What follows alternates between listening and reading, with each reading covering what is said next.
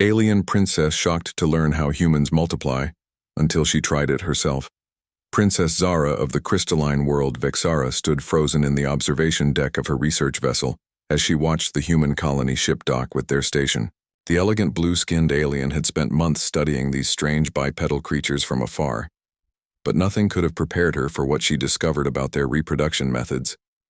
Her species, the Vexari, reproduced through mental bonding, where two beings would merge consciousness temporarily to create offspring through pure thought energy. It was a sacred ritual performed once every 100 cycles, in perfect harmony with cosmic alignments.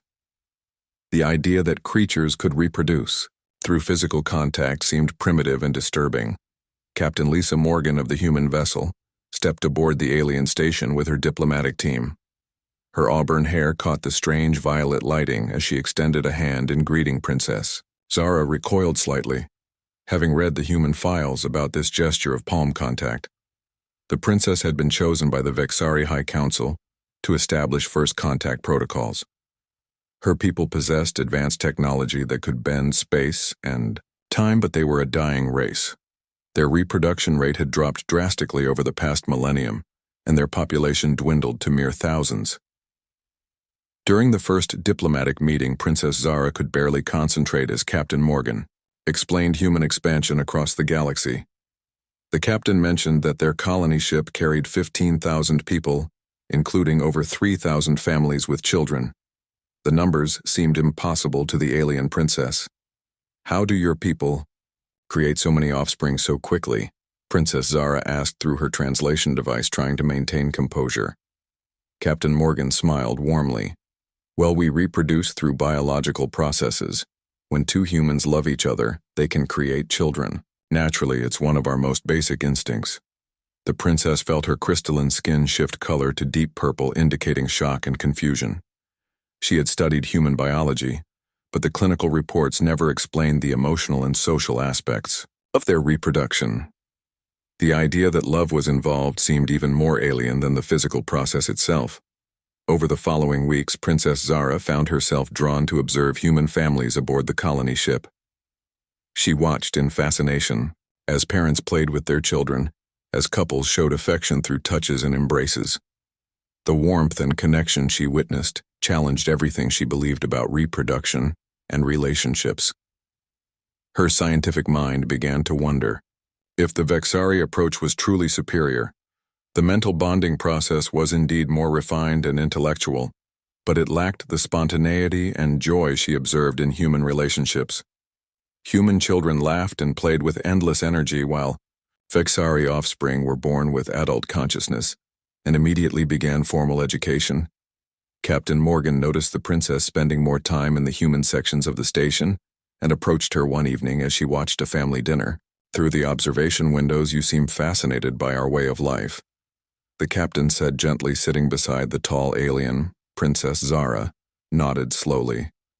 "Your species creates life through connection and emotion, while my people treat it as a formal ceremony. I am beginning to understand why humans spread across the galaxy so successfully." The captain studied the alien's shifting colors. "We do value family and relationships highly. It's not just about creating children, but about building bonds that last a lifetime." As days passed, Princess Zara began to experience something unprecedented.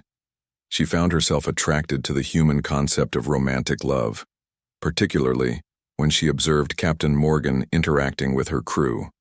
The captain showed leadership through compassion rather than authority, and treated everyone with respect and kindness.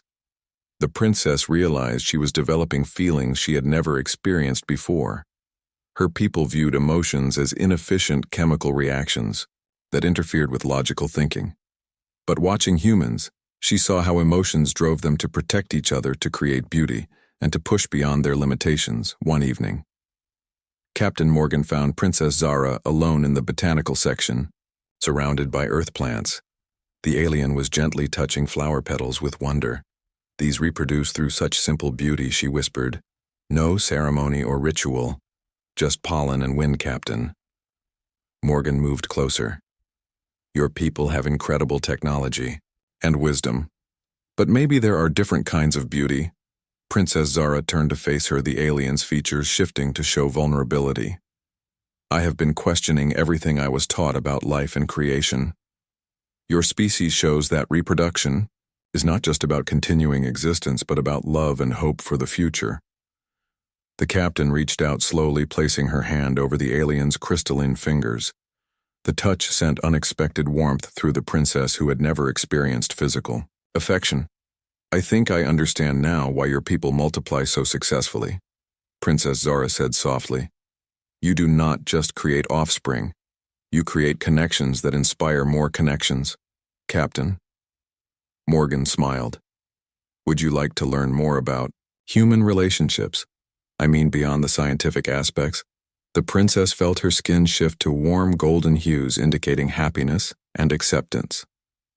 Yes, I would like that very much. In the weeks that followed, Princess Zara discovered that human reproduction was not just about biology, but about emotional bonds that created stronger communities. The physical aspects were just one part of a complex system that valued partnership, cooperation, and mutual support.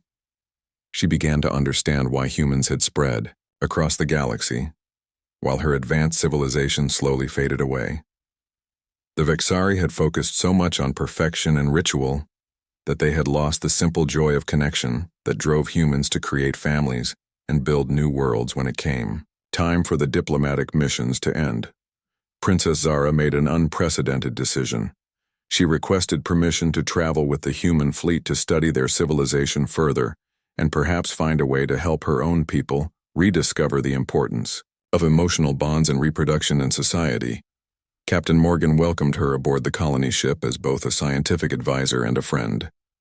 As the ships departed the station, Princess Zara looked back at her research vessel, knowing she would never see reproduction the same way again. She had learned that the most successful species were not necessarily the most advanced technologically, but those who understood that creating life was about creating love, hope, and connection. Her people would be shocked by her findings, but perhaps it was time for the Vexari to learn that there were many paths to survival, and that sometimes the most primitive methods were actually the most sophisticated.